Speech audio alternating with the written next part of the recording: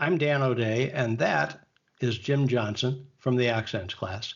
Jim, in this next coaching session, we'll see you coaching a performer reading something in Spanish, and specifically, you have her read it in Castilian Spanish rather than, say, Mexican Spanish. Why Castilian and not Mexican or some other variation?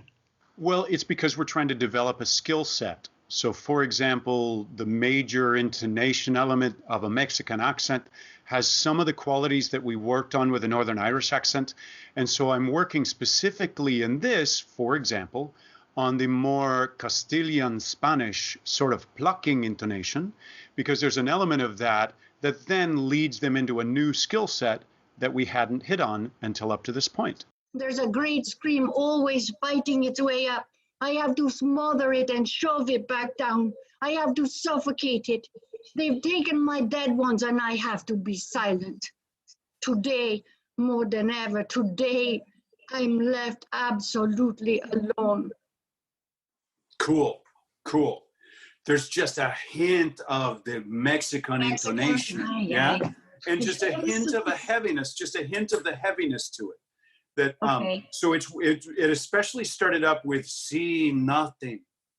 That from there it wanted to kind of lean into it that little bit. Now it wasn't so heavy that I went, oh, yep, you just went to Mexico big time. It was just like, wait a minute, I didn't know those things shared borders. I didn't know that Spain and Mexico, you know what I'm saying here? Yeah. So Yeah. there is just, and I also noticed that at that point, you more started to turn your movement, your physical gesture into this instead of this. Okay. Yeah. So let's find the pluck more. So let's go to something in the midst of that. Let's go to, I am crazy with everything I've had to hold down and hold in. Do you see where I'm at? Mm-hmm. Great. Can you find a little bit more lightness overall? So think about the plucking and let it be very light. And again, you could think of it as the stitching, sort of following through on this delicate stitch. I am crazy with everything I've had to hold down and hold in. Everything that my heart wants to scream out. There's a great scream always fighting its way up. I have to smother it and shove it back down. I have to suffocate it. They've taken my dead ones and I have to be silent. Great. Let's pause there. Okay. Going really, really well. You had some where it kind of wanted to get heavy, yeah?